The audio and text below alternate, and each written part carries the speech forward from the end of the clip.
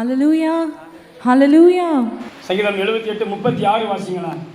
ஆனாலும் அவர்கள் தங்கள் வாயினால் அவருக்கு இச்சகம் பேசி தங்கள் நாவினால் அவருக்கு பொய் சொன்னார்கள். என்ன சொன்னாங்களா? அதுக்கு முந்தின வாசிங்க 35 வாசிங்க. தேவன் தங்கள் கண்மலை என்றும் தேவன் தங்கள் கண்மலை என்றும் உன்னதமான தேவன் தங்கள் மீட்பர் என்றும் நினைவு கூர்ந்தார்கள். அப்போ என்ன செஞ்சிட்டாங்க? நினைவு கூறணும்னா அதுக்கு முன்னால் நினைவு கூறுவதற்கு முன்பதாக என்ன செஞ்சிட்டாங்க? மறந்துட்டாங்க. ஹல்லேலூயா. அந்த சங்கீதத்தை நான் அப்படியே படிக்கும்போது யோசித்து பார்த்தேன்.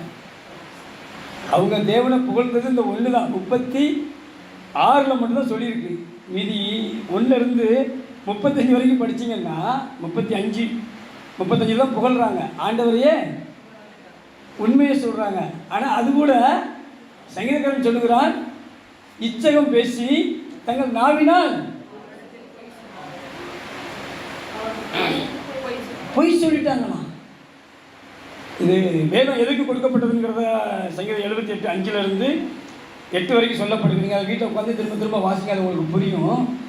இஸ்ரவேல் ஜனங்கள் தேவன் நடத்தி கொண்டு வந்தார். செங்கடலை அதை சொல்லப்பட்டிருக்கு. தண்ணியை நிற்க செய்தார், மதில் போல கடலை பிளந்து 13 அவர்களை கடக்க பண்ணி தண்ணீர் ஜலத்தை குவியலாக நிற்க வைக்க முடியுமா மனுஷன்? இப்போ எவ்வளோ விஞ்ஞானம் வளர்ந்துட்டு டெக்னாலஜி.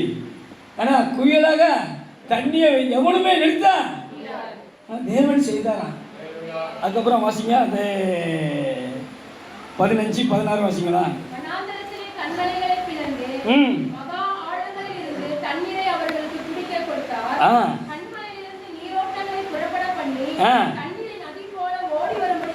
செய்தார் என்றாலும்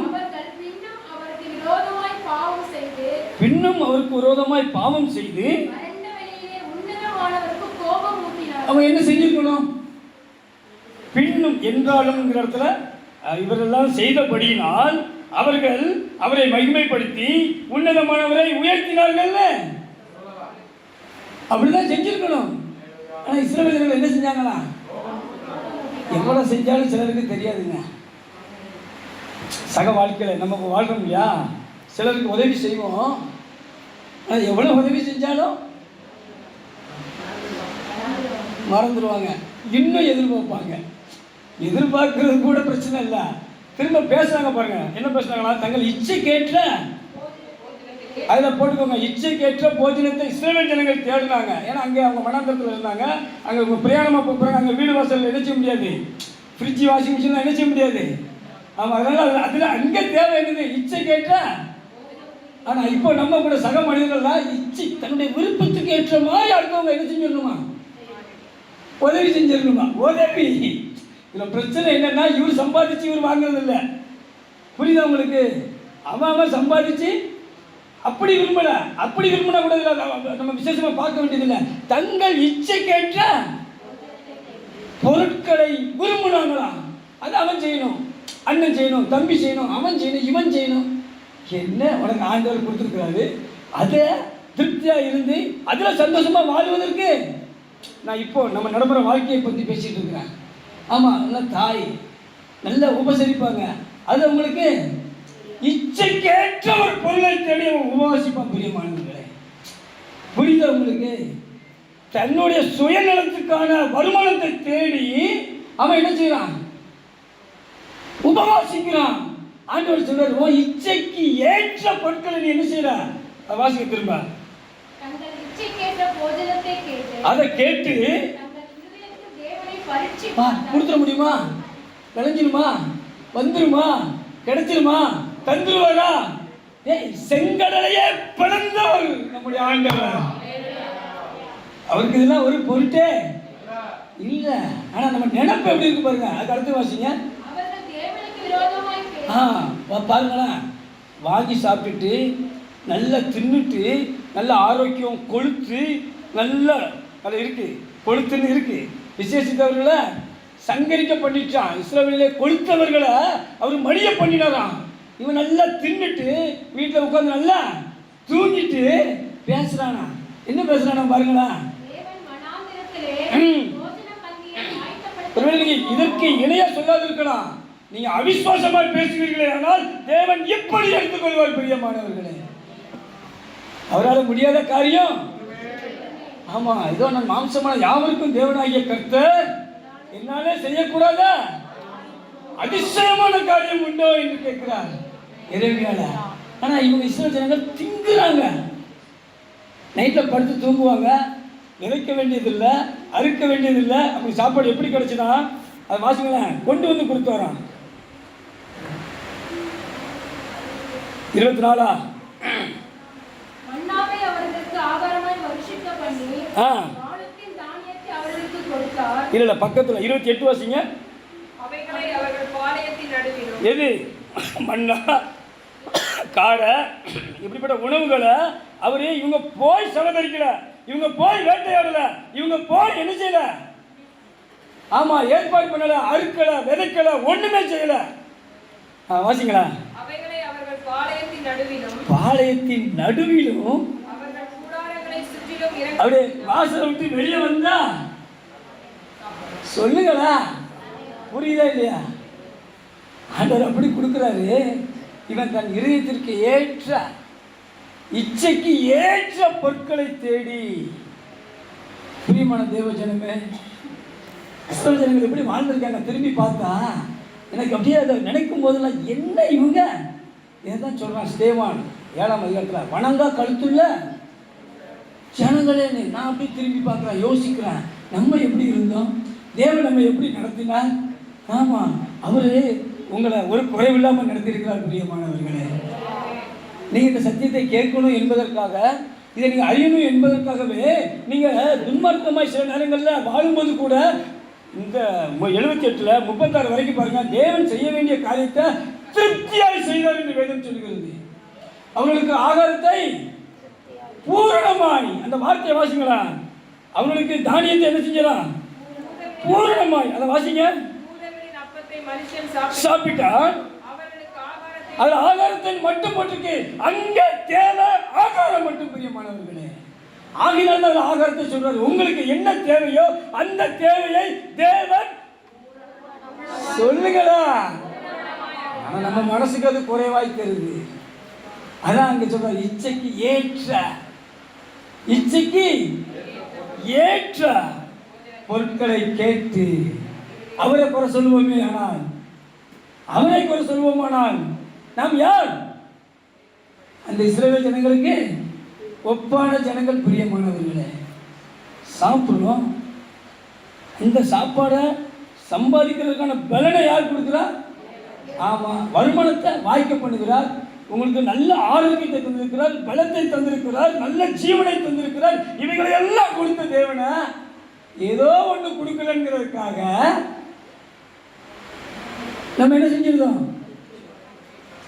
உங்களை சொல்லலை, சிலர் அப்படி பேசிடுவாங்க. அதுதான் 1 சொல்லப்பட்டிருக்கு.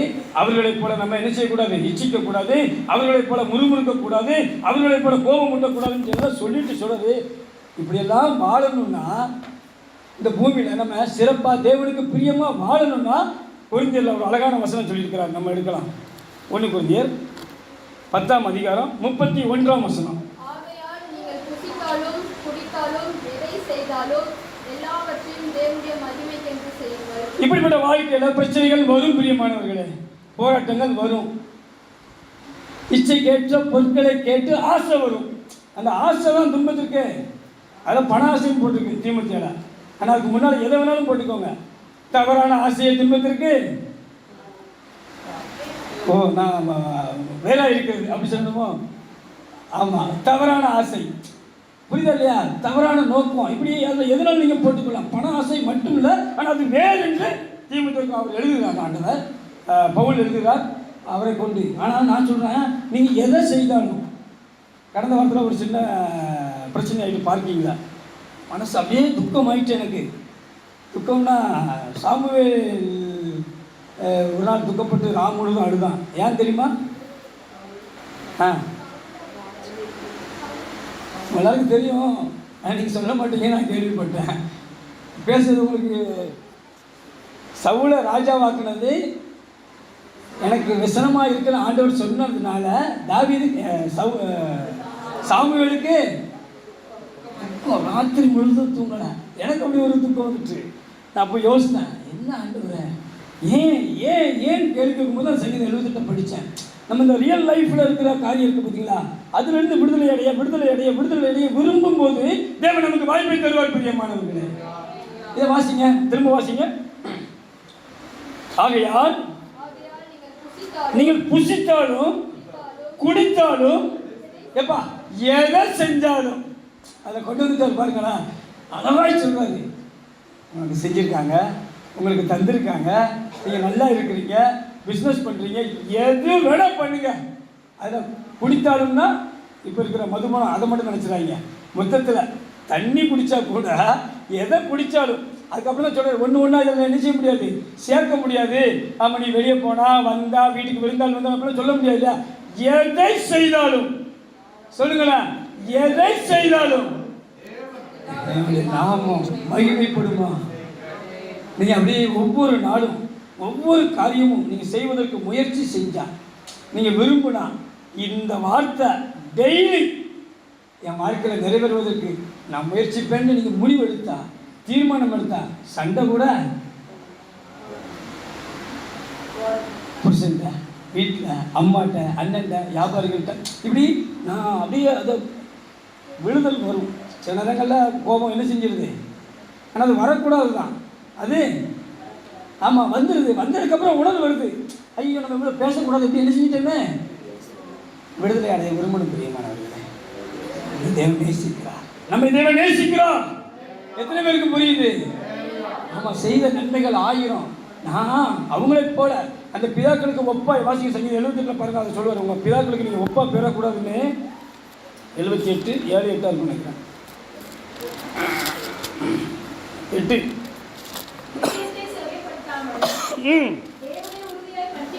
தேவனை உறுதியாய் பற்றி கொள்ளாமலும்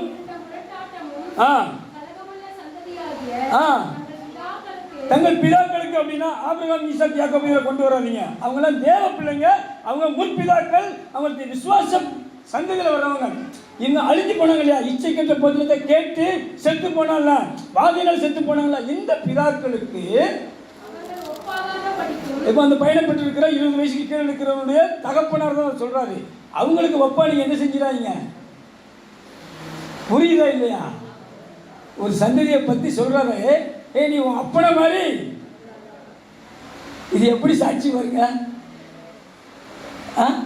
நானும் சொல்லுவேன், எங்கள் அப்பா நல்ல தேவ மனிதர், நல்லதே சொல்லுங்களா, வாழ்ந்து மறித்தார். ஆனால் இந்த சங்கீதத்தான் சொல்லுவேன், நீங்கள்லாம் உங்கள் அப்பனை மாதிரி. புரியுதா இல்லையா? இஸ்ரவேலர்கள் கிளம்பினாங்கல்ல, கிளம்பினதுல 20 வயசுக்கு மேலே இருக்கிற ஒருத்தர் கூட உள்ளே போய் சேரல. 2 பேர் தான், அம்மனின் குமாரன் யோசுவாவும் காலேபும் தவிர மீது எல்லாத்தையும் ஆண்டு வனாந்தரத்திலே மடியம் பண்ணிட்டு அவங்களுடைய ஆக்கம், அவங்களுடைய லட்சணம் அப்படி இருந்திருக்கு. அப்படி ஆயிடாதடா அப்படின்னு சொல்கிற அளவுக்கு அவங்க நடந்திருக்காங்களா? நம்ம எப்படி நடக்க போகிறோம்? நம்மளை குறித்து நம்முடைய சந்ததி சொல்லணும். அந்த 1 Corinthians 10:31 போல, நீங்கள் புசித்தாலும் குடித்தாலும் எதை செய்தாலும் இதில் தேவனுடைய நாமம் மகிமைப்படுமா? ஆண்டவரே, இப்படிப்பட்ட ஒரு வாழ்க்கை வாழ்வர்களுக்கு பலன் தாரும், உதவி செய்யும். நம்ம கேட்போம், தேவன் அப்படிப்பட்ட கிருபையை நமக்கு தந்து நம்ம வழிநடத்துவார். தேவன் தந்த நல்ல சங்கீதத்துக்காக தேவனை ஸ்தோத்திரிக்கலாம். Coming of the Lord, it's ramping up the wind, it's with the crimson and the storm. It's loose the faithful lightning of His terrible steps on. It's through this marching on. Glory, glory, hallelujah. Glory, glory, hallelujah. Glory, glory, hallelujah. It's through this marching on.